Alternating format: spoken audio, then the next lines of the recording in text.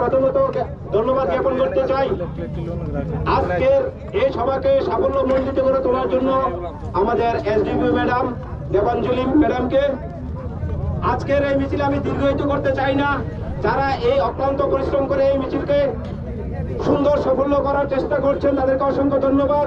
আমাদের আজকের এই আন্দোলন শুধু কেবলমাত্র আমাদের অস্তিত্ব টিকে রাখার আন্দোলন। এই আন্দোলন বহাল থাকবে, আরো সামনে জোরদার থাকবে। আমি দেখছি সোশ্যাল মিডিয়ার মাধ্যমে একটা অংশ এই আন্দোলনকে কেবলমাত্র হিন্দু মুসলিম করে ডাইভার্ট করতে যাচ্ছে। আমি বলতে যাচ্ছি এই আন্দোলনের কোনো হিন্দু মুসলিমের কোনো ইঙ্গিত নেই। এখানে প্রত্যেকটা ভারতীয়দের অধিকার আছে, আমাদের অধিকার আছে, মৌলিক অধিকার আছে, সংবিধানে অধিকার আছে আমাদের প্রতিবাদ করার। ধর্ম, শিক্ষা আপনার মৌলিক অধিকার, বাসস্থান আপনার মৌলিক অধিকার, ধর্মীয় রীতিনীতি মানে আপনার মৌলিক অধিকার। কিন্তু আজকে শুধু এই ভারতবর্ষে শুধু মুসলমানদেরকে টার্গেট করা হয়, মুসলমানদের ধর্মীয় স্থানে টার্গেট করা হয়, মুসলমানদের নিরীহ মুসলমানদের উপর আক্রমণ করা হয়। কেন করা হয়? এই ওয়াকফ সম্পত্তি মানে কি জানেন? আমার বাপ দাদা 14 গোষ্ঠী দেওয়ার আগের সম্পত্তি। আমি যারা এই বিলকে হিন্দু মুসলিম করে ডাইভার্ট করতে যাচ্ছেন তাদের উদ্দেশ্যে একটা কথা বলতে চাই, আপনারা মনে রাখবেন, যদি আপনাকে বলি আপনি যে জায়গায় এখন থাকেন আপনার বাবার কাগজ দেখান, মৃত্যু ডেথ সার্টিফিকেট দেখান, আপনারা কেউ দেখাতে পারবেন না। এটা আমি গ্যারান্টি সহকারে বলতে পারি। এটা আমার গণতন্ত্রের অধিকার। যারা দান করেছে, যে এই জায়গা আল্লাহর রাস্তায় দান করেছে, সেখানে ইসলামের কল্যাণে না, সকল ধর্ম বর্ণ নির্বিশেষে সকল অংশের মানুষকে, এমন ভারতবর্ষে হাজারো প্রমাণ আছে যেখানে ইসলামরা নন মুসলিমদের অনেক ভাবে সুবিধা, অনেক ভাবে সাহায্য করছে, এবং অন্য ধর্মের মানুষরাও মুসলমানকে সাহায্য করছে। এই ভ্রাতৃত্ববোধ যারা নষ্ট করতে যাচ্ছেন, আমি তাদেরকে হুঁশিয়ার করে দিতে যাচ্ছি যে আগামী দিন এই যে আপনারা প্ররোচনা করছেন, এই দাঙ্গা লাগানোর চেষ্টা করছেন, সেটা আপনারা সাফল্য হবেন না।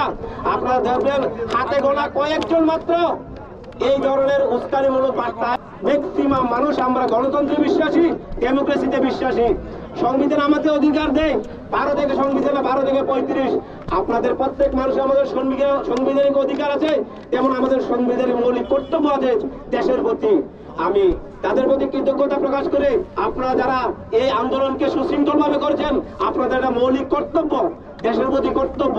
এই বিষয়গুলি মাথায় রেখে আগামী দিনে আমরা এর থেকে বৃহত্তর আন্দোলন করব সাংবিধানিক তরিকায়, রুলস এন্ড রেগুলেশন মেনে, সংবিধানের গাইডলাইন্স মেনে, প্রশাসনের যে কর্তব্যতা তাদের সাথে সহমত পোষণ করে আমরা সুন্দরভাবে প্রতিবাদ চালাবো।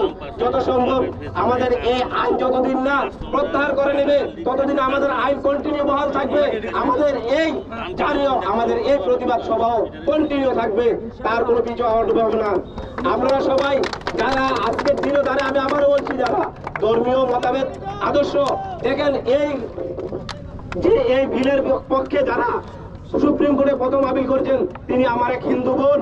আপনারা হয়তো কেউ জানেন না যে এই আইনের বিরোধিতা করেছেন প্রথম তিনি কে? একজন হিন্দু বোন আমার সুপ্রিম কোর্টে আপিল করেছেন।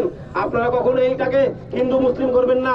মাত্র 40 জন এমপি, একটু আগে আমাদের পূর্ববর্তী বক্তায় বলেছেন 40 জন মাত্র এমপি আমাদের কোথায় আছে?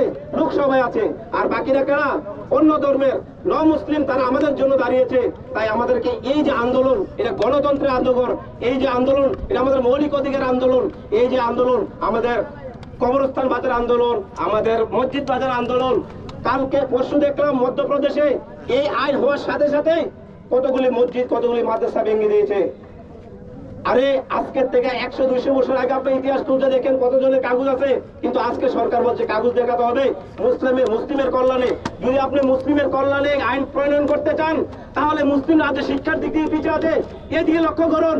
মুসলিম এলাকাগুলি জলের ব্যবস্থা নাই, বিভিন্ন ভাবে তারা প্রতারিত আছে, রাস্তাঘাটের ব্যবস্থা নাই। ওই প্রতিজ্ঞা করুন, আপনারা কিভাবে করবেন? এই বিষয়গুলো আপনি মাথায় রাখেন। যদি আমাদের মুসলমান সমাজের জন্য, কল্যাণের জন্য কাজ করতে চান, তাহলে আমাদের শিক্ষা দেন, আমাদের হাতে কলম দেন, আমাদেরকে কোদাল দেন না, আমাদের হাতে কলম দেন। আর আজকের এই সভা থেকে বলছি, আমাদের মুসলমান ভাইরা আছেন এখানে, আমরা একমাত্র আজকে আমাদের এই দিনে এই অবস্থা কি জানেন? আমার খুব কষ্ট হয়, একমাত্র আমাদের শিক্ষার অভাব। আমরা যেমন দুনিয়াবী শিক্ষা দরকার এবং আধুনিক প্রযুক্তিগত শিক্ষা দরকার, যার অভাবে আজকে আমরা প্রতিনিয়ত কোথাও না কোথাও প্রতারিত হচ্ছি, অপমানিত হচ্ছি, লাঞ্ছিত হচ্ছি, বঞ্চিত হচ্ছি, আমি আপনাদের কাছে অনুরোধ করছি, আপনি মানুষের বাড়িতে প্রয়োজনে ভিক্ষা করে খান, আপনার ছেলে মেয়েকে শিক্ষা দেন, আধুনিক প্রযুক্তিগত শিক্ষা দেন, তাহলে আপনার একজন ছেলে 100 জনের সাথে প্রতিবাদ করার হিম্মত থাকবে, তাও সাংবিধানিক তরিকায়। এই বর্তমানে 2025 সালে এসে আপনি যদি অন্ধের মতন থাকেন, আপনি কোনো কিছু করতে জানেন না, শিখতে জানেন না, আইন সম্পর্কে জানেন না, দেশ সম্পর্কে জানেন না, আমি বলবো আপনার থেকে মূর্খ আর কেউ নেই এই দুনিয়াতে। আমি প্রতিজ্ঞাবদ্ধ, আমরা যারা এখানে আছি তারা এই বার্তা সমাজে পৌঁছাবেন। আপনার যে ছেলে মেয়ে আছে, আগামী প্রজন্ম আছে, শিক্ষার দিকে ফোকাস করেন।